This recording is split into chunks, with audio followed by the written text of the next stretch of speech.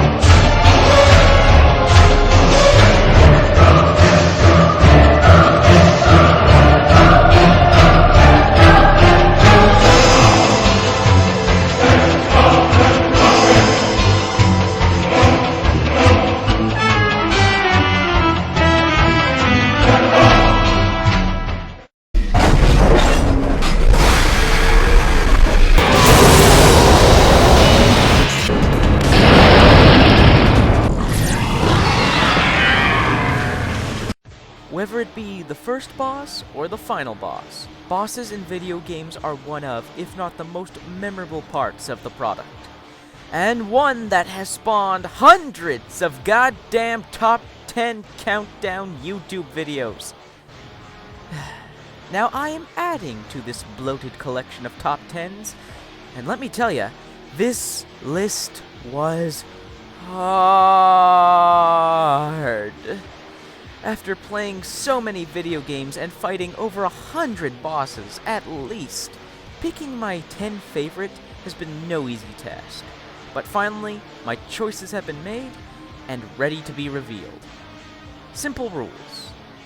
Only one boss from one game or franchise, and only games I have played. Now, this is my list. My opinion.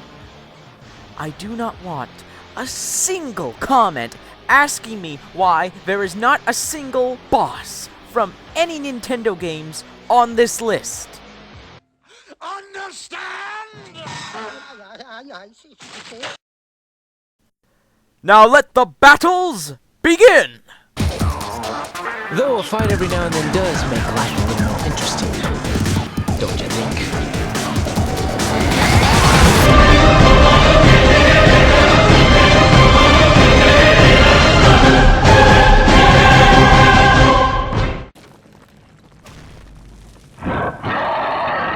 Alright, big guy, let's see what you've got.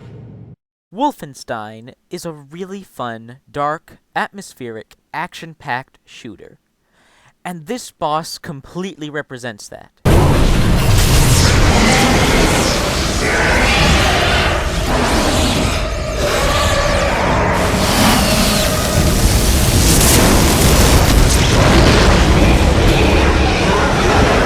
The Geist Queen isn't really a challenging or original boss fight, but oh my, is it a lot of fun. In the Geist Queen's first stage, you man gun turrets, shooting her in the face till she falls over and reveals her 4 egg sacs that you have to shoot out one at a time. After shooting out one egg sac, the Queen will destroy your current turret, forcing you to run over to another one while avoiding her Veil bomb attacks. You will then have to fight off some exploding suicide geists that jet toward you, or a new breed of soldier that run over and melee you. You then repeat the process of destroying the other egg sacs. Afterwards, you are...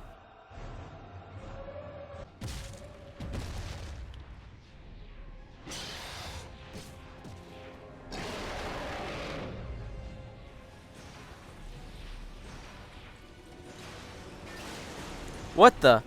Oh man. Oh my. Oh no, I'm floating. I'm floating. I'm getting sucked into a portal. I am being sucked into a portal. What's that? What's that?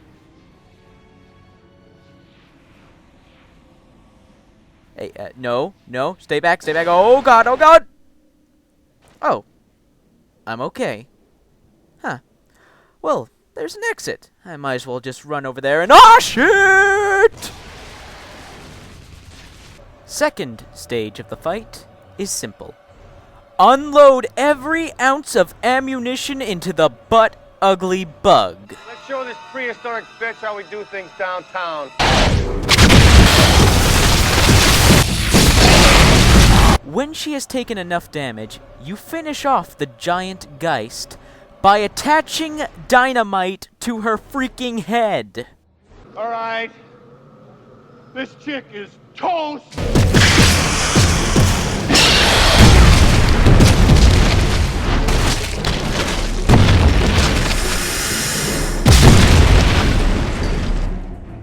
The Geist Queen as a whole is just a really fun action fix of a boss. Taking on this massive beast with a destructive array of weapons is just a visual treat. Nothing complex, just simply holding down the weapon trigger and never letting go till you got to switch to another weapon.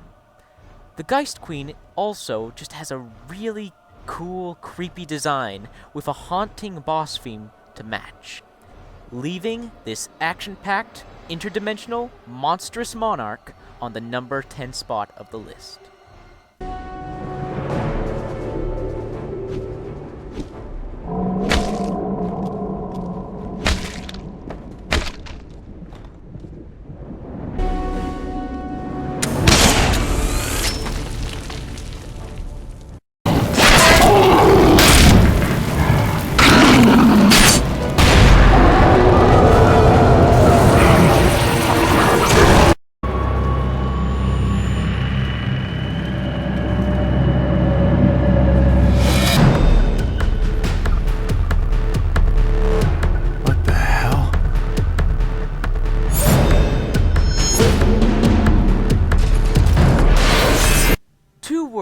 To describe Nemesis: intense and rivalry.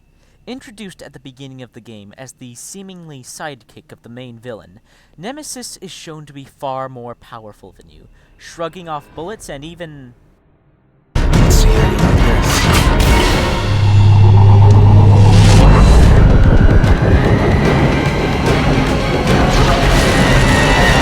yeah.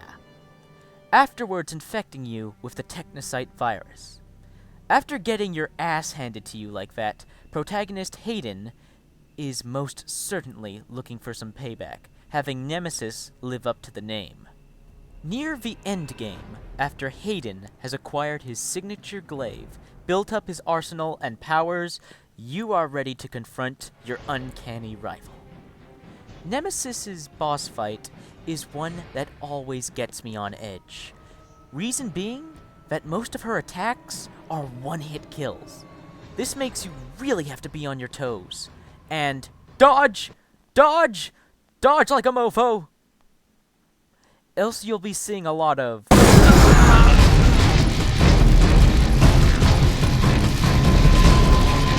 Nemesis has 3 stages, all of which require the same process to beat her. You have to dodge her multiple instant kill strikes till she electrifies her arm blade and throws it at you. You then quickly electrify your glaive from the arm blade and throw it at her to take down her shield. Survive till she throws it at you again, stun her with your electrified glaive, and enter a dueling quicktime event to damage her. At the end of each stage, she'll jump up to a balcony and go all—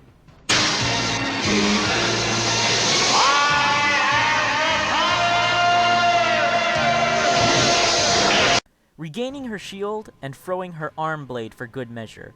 You'll have to complete this process 3 times without dying, or you'll be forced to start from the beginning of the fight. Bullets can't damage Nemesis, only stun her. And sometimes, if you're lucky, you'll only get partially damaged by her attacks. Nemesis is just an intense boss battle. the buildup of the rivalry, the instant kill attacks, the wicked character design of Nemesis, and the equally intense boss theme.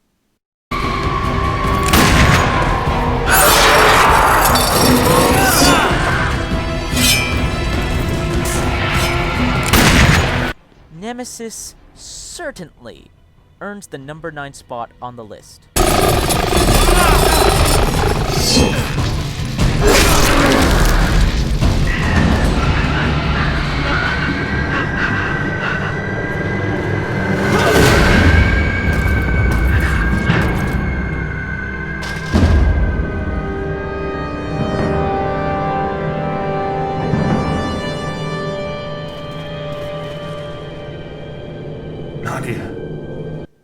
Oh my god, plot twist! It's that girl from Hayden's past! Never saw it coming.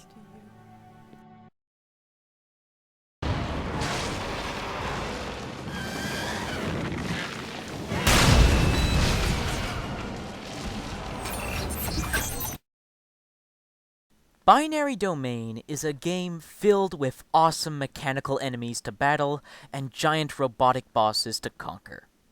However, none really made my jaw drop or leave too big an impression on me. I mean, the giant robot spider was fun, and the gorilla robot was challenging, but nothing really stood out that much. That was until... What's wrong? I am picking up an unidentified thermal reading from behind our vehicle. It is quite massive. Great. Now what? Oh, no biggie. Just another enemy to take out. Maybe you should have a look before you say that.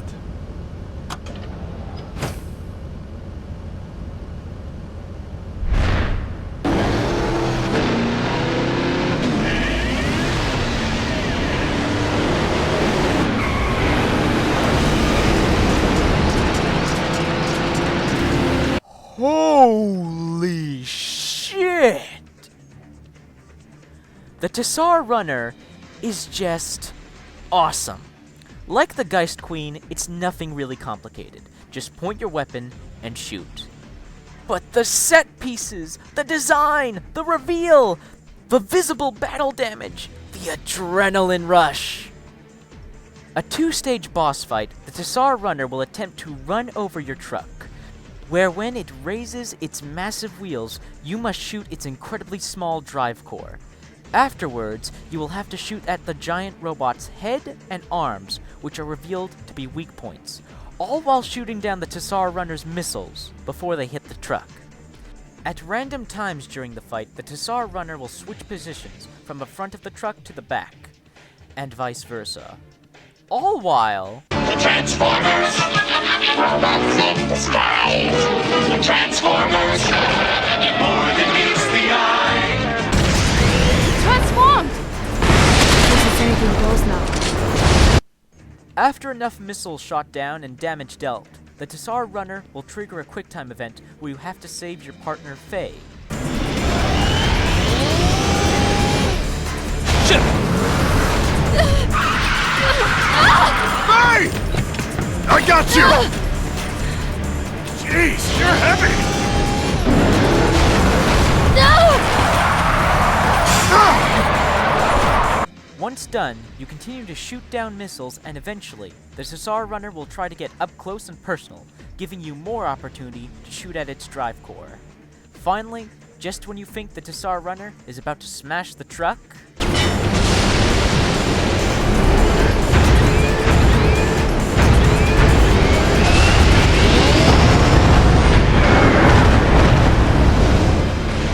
Looks like we finished it this time.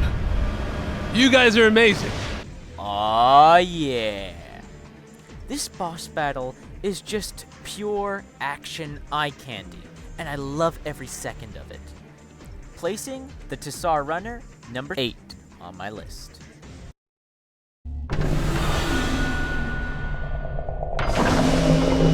The sinner shall be purged! Now this boss took me by surprise. You seen that before? What the hell is it? Hot dog. Let's just kill it. Yeah!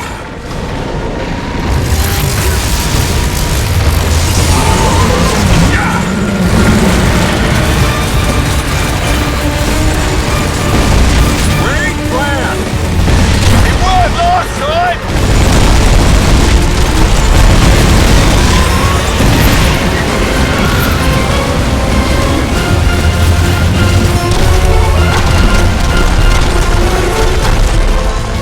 The MasterMind from the latest Crysis was an unexpected treat. The MasterMind uses telekinetic powers to manipulate metal shards to form a variety of formations that shoot lasers at you. Another two-stage boss battle. The first stage has you shooting directly at the MasterMind to damage him, and shoot out his metal shards, removing his means of attack. Once done enough times, he will grab you and trigger a QuickTime event, allowing you to give the alien Seth a taste of his own medicine. Second stage begins, and now the MasterMind calls in some backup. After taking care of the minions, the MasterMind will use their corpses to make more metal shards. Talk about going all in for the cause. Take out the shards and damage the giant Seth some more, and finish him off with a QuickTime event, and watch the squid explode.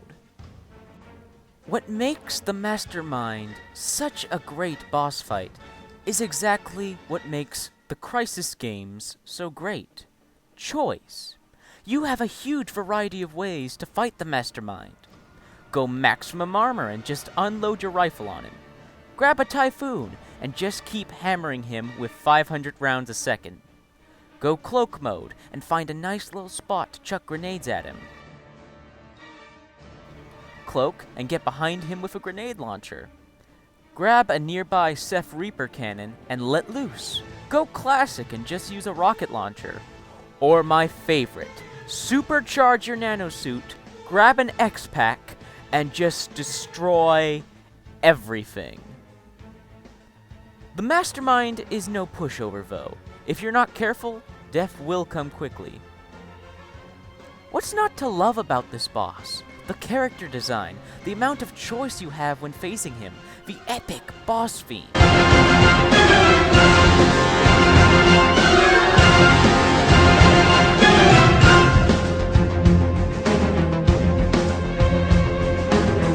More than enough to convince me that I needed to put the MasterMind on the number 7th spot on this list.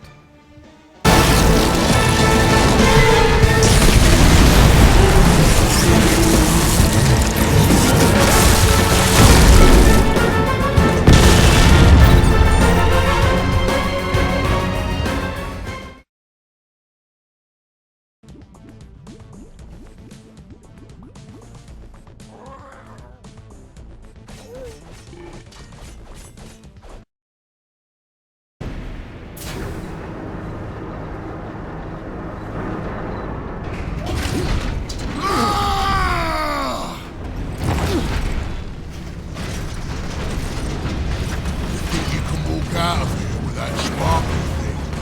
I'm Boss Grimskull! This whole planet is mine! Whoa! With Grimskull, it's hard to say why I like this boss as much as I do. Maybe it's the aesthetics of the boss, or its mechanics. I'm honestly not quite sure. Warboss Grimskull is a free stage boss. In the first stage, it's just you and him duking it out, dodging his charges, melee attacks, and grenades. All the while, open fire with whatever weapons you brought with you. I highly recommend bringing the plasma gun. Or, if you're feeling ballsy, get up close and melee him. After enough damage, Grimskull will start the second stage of the fight by firing flashbangs, slamming into a wall, busting a hole into it, and letting his orc minions in, which basically serves as a way to regain your health and charge your fury. Grimskull will also start using a machine gun, which you must also dodge. All the while, continue to shoot at Grimskull or unleash your fury and hack and slash at him in an awesome display.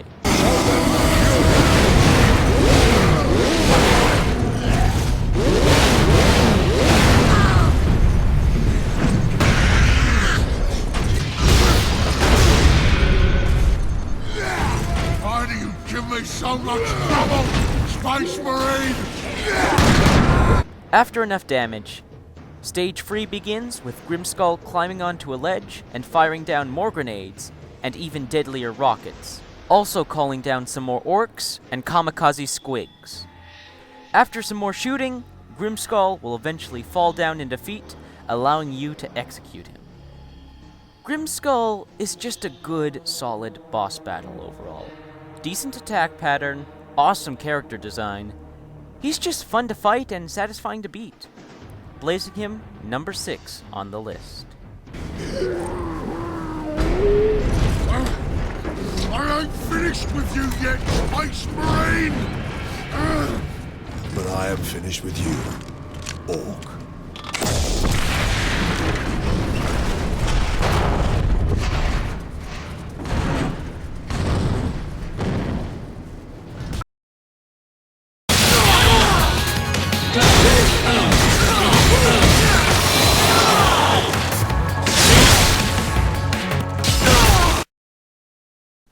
When I first saw the advertisements for Prototype 2, proclaiming that Alex Mercer would be your arch enemy in the game, I was stoked.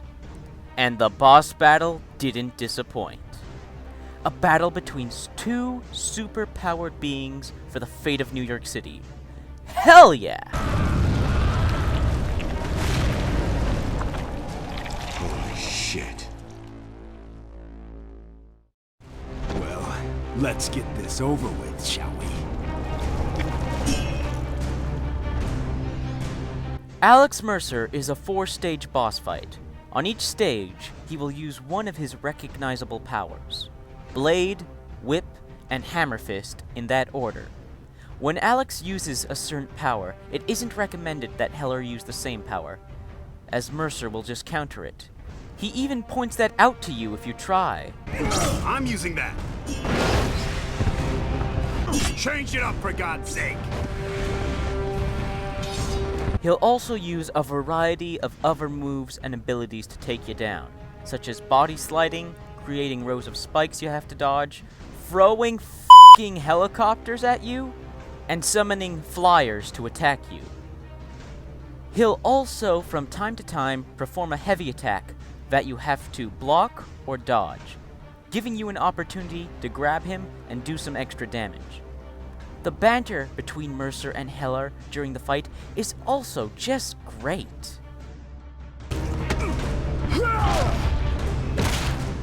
Want me to slow down? I can slow down if you want.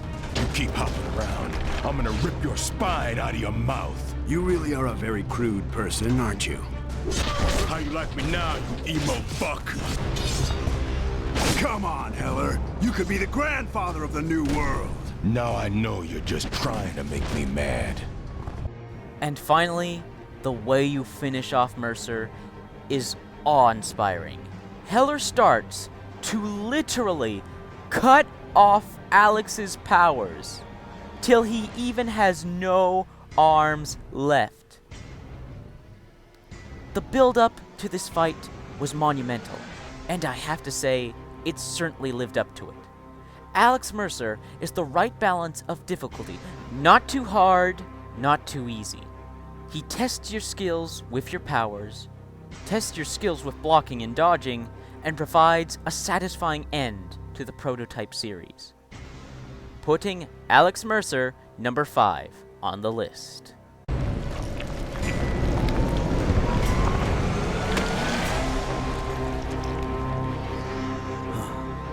Welcome to the top of the food chain.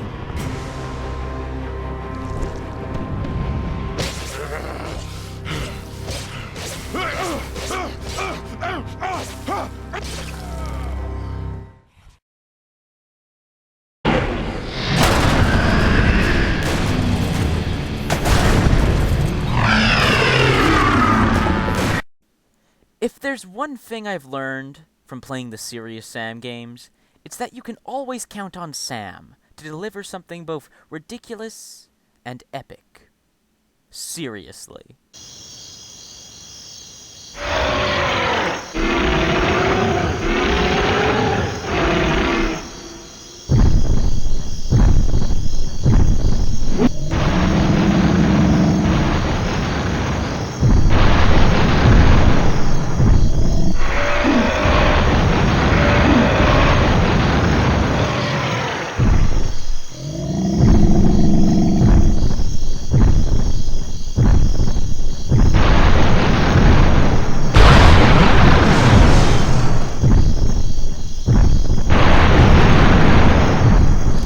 Well, you're a big un, ain't you? Ugzan III, something both ridiculous and epic. The fight starts out with you running away from the Colossus-sized monster, while shooting hordes of enemies. You can also damage Ugzan while fighting your way through the hordes of enemies, making your way to the pyramid.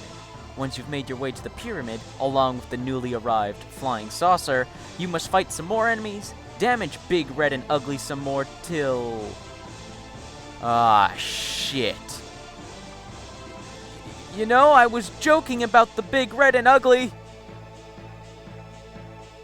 You must then survive the incoming lasers, fireballs, and magma balls till the door opens to the pyramid. You are then treated to a cutscene that really builds up the final battle, with the flickering of the lights, opening of the pyramid, rising of the elevator. All this together really gets you pumped to take on Ugzan.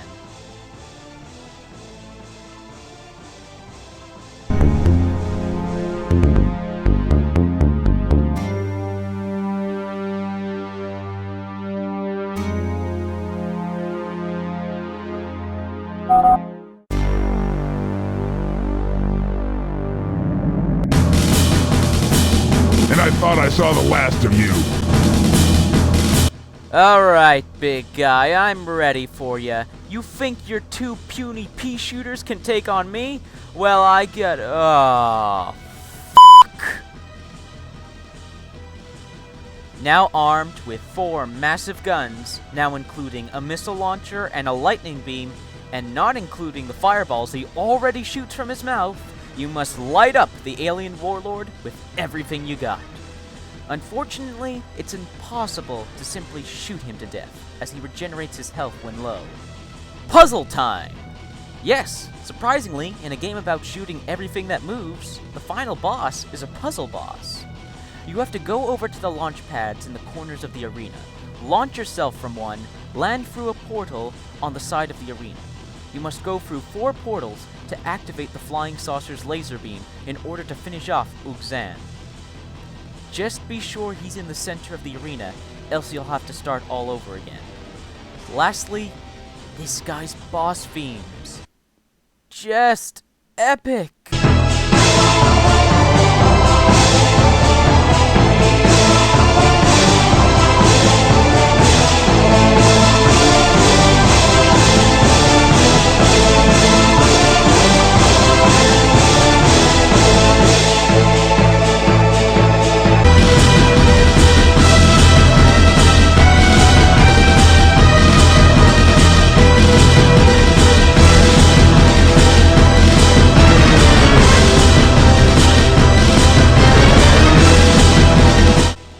Ridiculously awesome design, an awe-inspiring over-the-top setup, a decent puzzle to set up and solve, and 2 epic boss themes.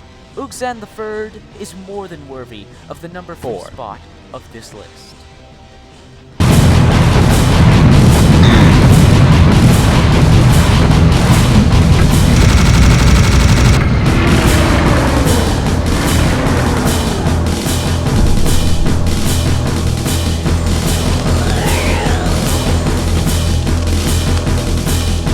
It ain't the size that matters, it's how you use it.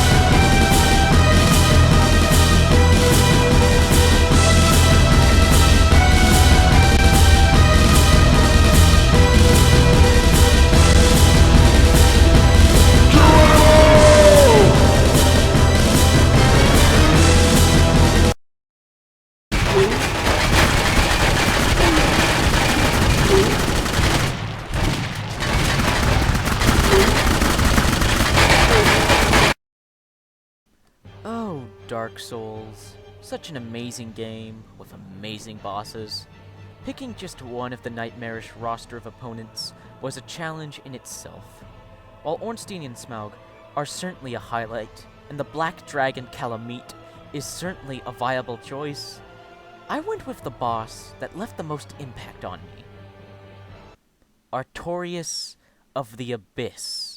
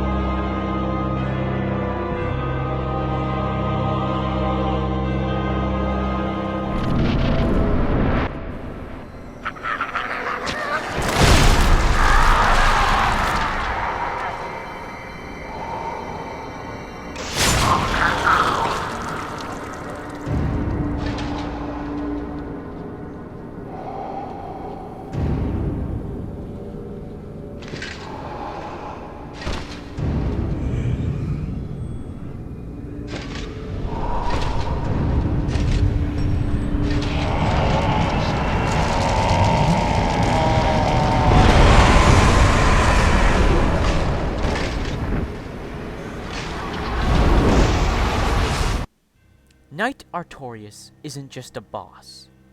He is, in many ways, an experience. Fighting any boss in Dark Souls is a challenging task. Artorias?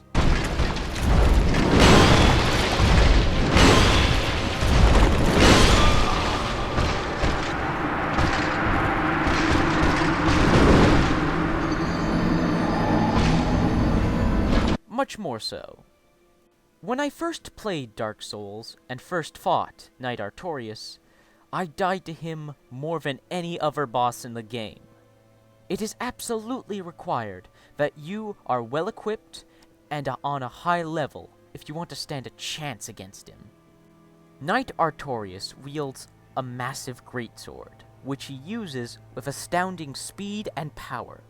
He has a variety of different devastating attacks, from simple sword swings, to a charging strike, to a sword slam, to his infamous triple sword slam, and throwing dark essence on you. Artorias is fast. Really fast. Complete concentration on his movements is required to stay alive and survive his unholy speed. At times, Artorias will pause and absorb energy from the abyss, giving him a short increase in speed and damage. The player is required to constantly switch between evasive, defensive, and offensive tactics when fighting the Fallen Knight. This boss requires you to be completely invested in the fight. Very few bosses can accomplish that. What also makes Artorias a standout opponent is his character and backstory. Knight Artorias was actually a noble warrior who sought to end the terror of the spreading abyss, but unfortunately fell prey to the corruption of the abyss before he could destroy the source.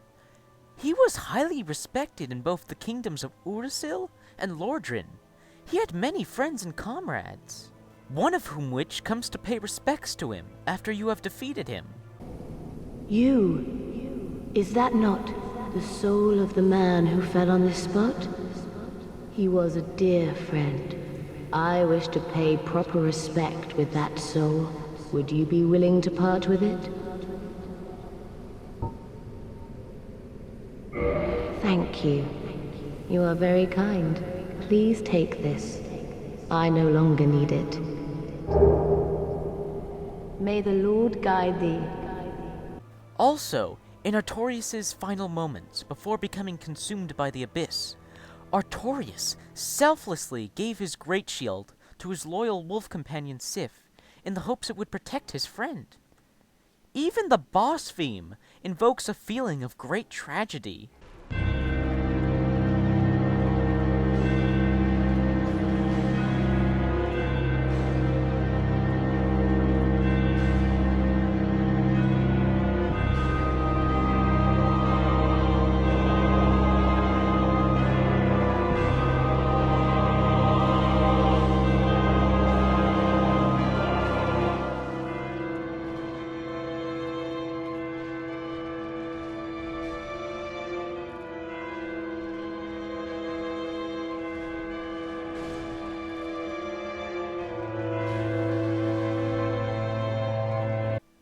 Unlike most bosses in the game, Artorias is not some savage beast, but an honorable man, giving the fight a real sense that you are in a duel with a worthy opponent. And when you finally land that final blow, not only do you feel great satisfaction that you overcame a seemingly impossible challenge, but you also feel good knowing that you gave a noble man one last great battle before setting him free and letting him rest in peace, making Knight Artorias my third favorite boss fight of all time.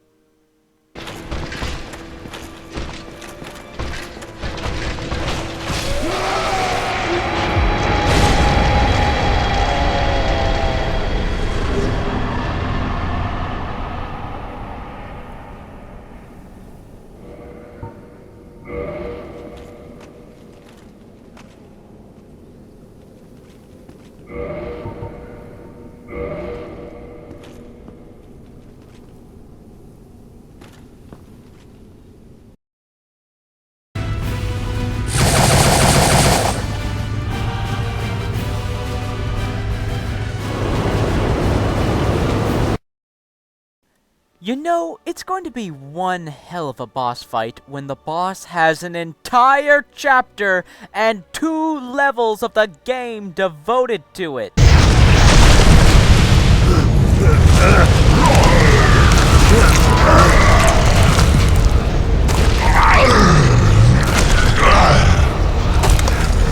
The Forgotten One is just a one-of-a-kind boss. He is the longest boss fight I have ever took part in, and like Artorias, he is one of the most challenging.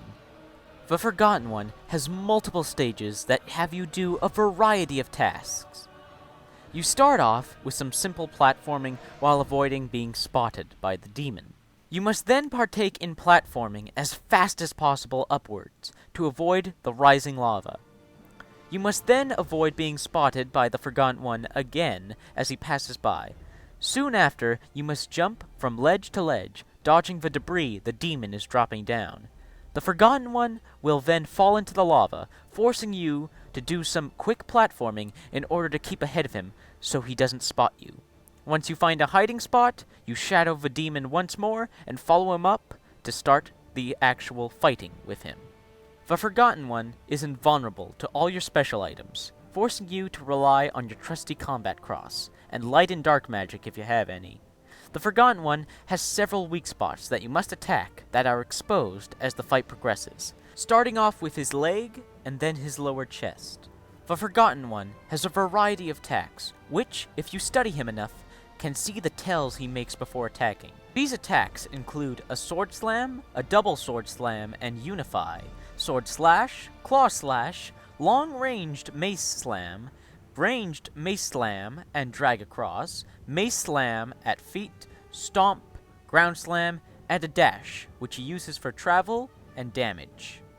As you can see, this demon has quite a moveset, but with enough luck and skill, all these attacks are dodgeable.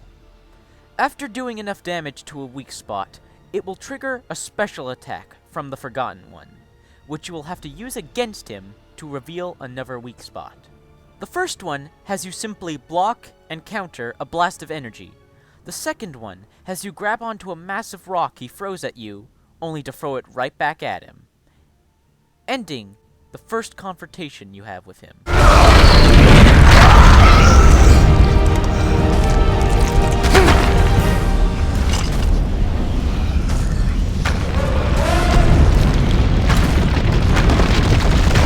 In the next level, you must follow the Forgotten One by jumping from platform to platform while trying not to be spotted or fall into the lava.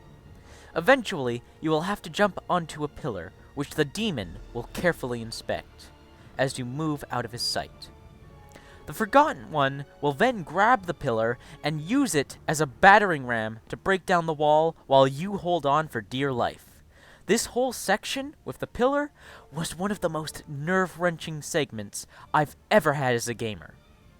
Afterwards, you are presented with a completely optional fight with some flaming skeletons. Past them is the second and final battle with your demonic adversary. His new weak points being his arm, then his shoulder, and finally his head. The Forgotten One's moveset is mostly the same, but now using a new weapon, missiles, which he uses to blast around him or sending out a long-ranged barrage. His first new special attack has the demon bring down 8 boulders, which he primes one at a time to explode.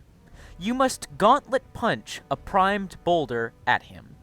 The second and last one has the Forgotten One launch 3 missiles at you, that you must then grab, aim, and throw all 3 missiles back at him. In the final round, with his head being the weak spot, the Forgotten One greatly increases his attack speed and frequency. As you can see, this is a long boss battle. I think I got it, but just in case, tell me the whole thing again, I wasn't listening. But that makes it all the more satisfying when you finally land that final blow. Along with all this content, you also have excellent, well-done cutscenes in the middle of all this, as well as some great banter between the boss and Gabriel Belmont. What is this? A human here? Who are you? Fool! I am your destroyer, demon. You! Pathetic mortal. Nothing can overcome my power. Mark my words, when I am through with you, you will beg for your miserable life! Is that so? My power is unlimited. I will strip the living flesh from your body and devour your soul. Enough talk! How about you? This boss is so epic, so challenging, so complete! Yet, the Forgotten One must remain my second favorite boss of all time. I yield to you. Mercy, my liege. Mercy.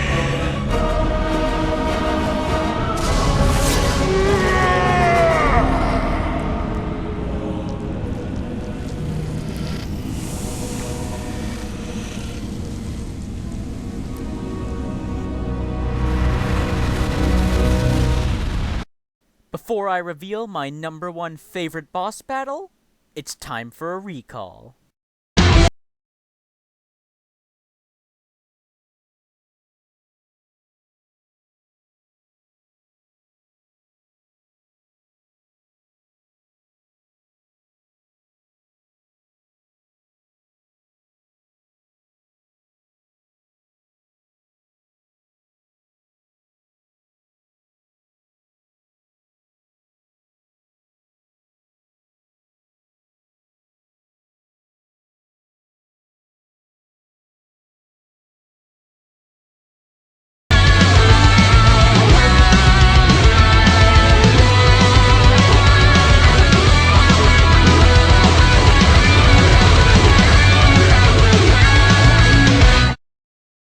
I'm sure you've all realized by now that I am not an old-school gamer.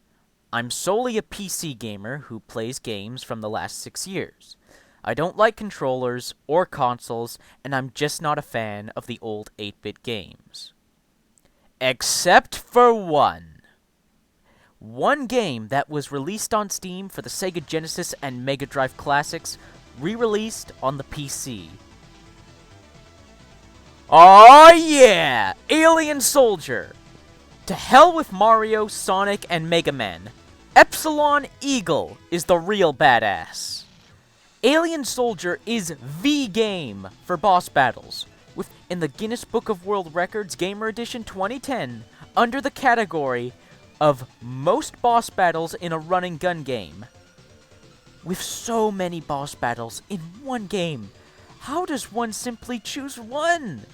With bosses like the Epsilon 1, Z-Tiger, and Wolf Gun Blood. Well, there is one boss. Or should I say, 7 bosses. This is 7 Force.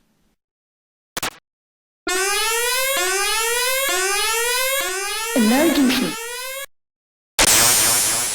Valkyrie Force.